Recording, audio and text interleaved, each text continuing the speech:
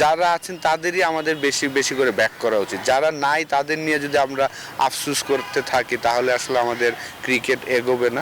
দলগত পারফরমেন্স এবং ক্রিকেটাররা আত্মবিশ্বাসী থাকায় ওয়েস্ট ইন্ডিজের সাথে টি-20 সিরিজ জয় সম্ভব হয়েছে বলে মনে করেন সাবেক অধিনায়ক মোহাম্মদ আশরাফুল। লিটন দাসের ফর্ম নিয়ে সংশয় থাকলেও চ্যাম্পিয়ন্স ট্রফির দলে লিটনকে রাখা প্রয়োজন বলে মনে করেন তিনি। এছাড়াও দলে সাকিব তামিম না থাকলে যারা থাকবেন তাদের নিয়ে টিম ম্যানেজমেন্টের পরিকল্পনা সাজানো উচিত বলে জানান আশরাফুল।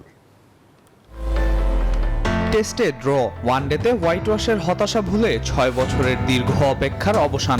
বাংলাদেশ এক ম্যাচ হাতে রেখে ওয়েস্ট ইন্ডিজের বিপক্ষে টি-20 সিরিজ জিতে গড়েছেন নতুন ইতিহাস। এই সাফল্যের মূল কারিগর শামীম পাটোয়ারি। তার দুর্দান্ত ব্যাটিং এবং বোলারদের ছন্দময় পারফরম্যান্সে উজ্জ্বল হয়েছে বাংলাদেশ। সাবেক ক্রিকেটার মোহাম্মদ আশরাফুল মনে করেন, আত্মবিশ্বাস এবং দলগত পারফরম্যান্সই এই জয়ের মূল ভিত্তি। শামীম পাটোয়ারি 2টা ম্যাচই চমৎকার ক্যামিও ইনিংস খেলেছেন, 2টা ইনিংসেই অলমোস্ট 200 স্ট্রাইক রেটে ব্যাটিং করেছেন। দলগত পারফরমেন্সে আমি মনে করি তাদের মধ্যে আত্মবিশ্বাসটা ছিল যে না আমরা এই রানও ম্যাচ জিততে পারবো। তবে নতুন অধিনায়ক লিটন দাস এখনও নিজেকে হারিয়ে খুঁজছে। সিরিজ জয়ের উচ্ছ্বাসেও নিজের ব্যাটিং নিয়ে চিন্তিত লিটন।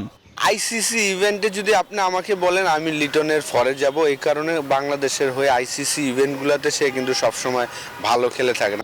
এদিকে চ্যাম্পিয়ন্স ট্রফিতে সাকিব আল হাসান ও তামিম ইকবালের থাকা নিয়ে এখনও রয়েছে অনিশ্চয়তা। তবে দল যে অবস্থায় থাকুক না কেন, পরিকল্পনা সাজাতে হবে টিম ম্যানেজমেন্টকে। যারা নাই তাদের নিয়ে আসলে আলোচনাটা না করাটাই বেটার। যারা আছেন, যারা খেলছেন তাদের নিয়েই কথা বলা উচিত এবং তাদেরই কনফিডেন্স দেওয়া উচিত।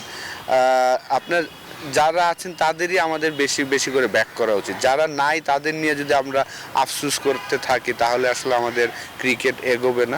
মিনি বিশ্বকাপ খ্যাত আইসিসি চ্যাম্পিয়ন্স ট্রফি, এই বড় মঞ্চে বাংলাদেশ কি শিরোপার স্বপ্ন দেখতে পারে তা নিয়ে কিছুটা সন্দিহান এই সাবেক ক্রিকেটার।